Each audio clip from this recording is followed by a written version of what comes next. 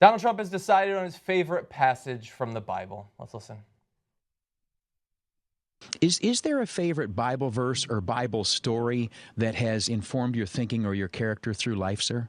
Well, I think many. I mean, when we get into the Bible, I think many, so many. And people talk an eye for an eye. You can almost say that. That's not a particularly nice thing. But, if you look at what's happening to our country, I mean, when you see what's going on with our country, how people are taking advantage of us and how they scoff at us and laugh at us and they laugh at our face. And they're taking our jobs. They're taking our money. They're taking they're taking the health of our country. And we have to be very firm and we have to be very strong. And we can learn a lot from the Bible, that I can tell you. So that is Donald Trump's favorite Bible verse. Controversial, though, because one prominent Christian doesn't agree, actually. His name is Jesus Christ. And he said, "Ye have heard that it hath been said, an eye for an eye and a tooth for a tooth. But I say unto you that ye resist not evil. But whosoever shall smite thee on thy right cheek, turn to him the other also. And if any man will sue thee at the law and take away thy coat, let him have thy cloak also." Ironically, Donald Trump, the exact sort of person that might sue thee at the law. Can you imagine they sued Donald Trump for his coat? He's like, oh, I'm coming for you, man. I'm going to take your coat, your cloak, and I'm going to take your eye as well. And as many have pointed out, the original verse was not even as harsh as Donald Trump thinks it is. An eye for an eye originally was supposed to be so you don't take both eyes. You don't massacre him and his cows, which sometimes happens in the Bible, in the Old Testament, and everyone he knows and his entire family, which, by the way, Donald Trump is also in favor of. Yeah. So he's worse than the Old Testament. The Old Testament says only an eye for an eye. Donald Trump says let's kill their families. So he doesn't even actually believe in eye for an eye. And then on top of that, Jesus said, no, don't even do eye for an eye, man. Turn the other cheek. And Trump is like, what a fool Jesus Christ was. I'm a good Christian, though. Yeah. You should vote for me. The degree to which they would have hated Jesus Christ. Oh, God. Like that Turn the other cheek. granola lib. Hippie, As soon as he bitch. turns his cheek, smack that one too. Give them your coat. Give them freebies, free stuff. No, they're never going to lift themselves up by their bootstraps if you're just giving them bootstraps. You can't do that. He has never touched the Bible in his life, which is totally fine. I think we should have more out-and-out atheists running for the presidency.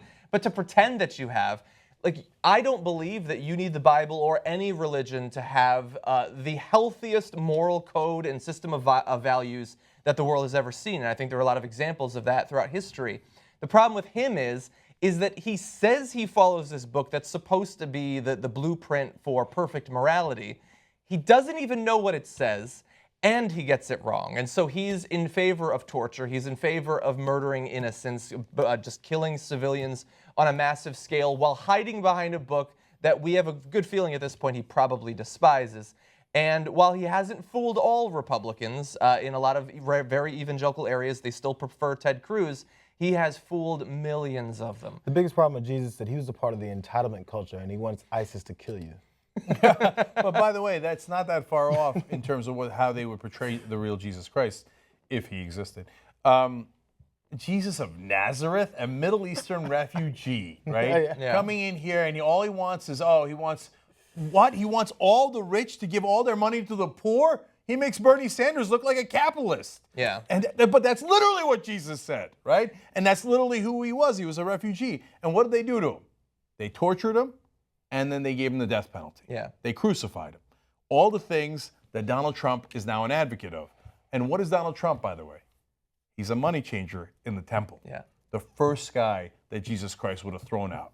Yeah. So this fool pretends that he's a Christian when he hasn't read a word in that Bible, doesn't believe any of it, let alone the great stuff that Jesus Christ tried to teach these Christians, and apparently to some degree with the likes of Trump failed at. Yeah, exactly. And one last thing.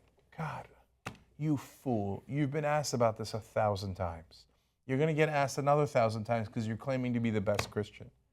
Have somebody sit you down for half an hour. Explain it. And explain, hey, this is how the Bible works. This is the Old Testament. This is the New Testament. These are the different books. Let's go over a couple of verses because they'll ask you. You don't need to know that many. You need to know 3 or 4 so you can mix it up every once in a while in each interview. That's all you need to know, 3 or 4 verses, and then we're done with it, right? Learn 2 Corinthians. Yeah. Learn that. The fact that he got it, He doesn't know the fact that he that. got it completely opposite. My favorite verse is John 3:16, the one that says, "Accept Satan into your life, and you will go to hell." That's in effect what he did here.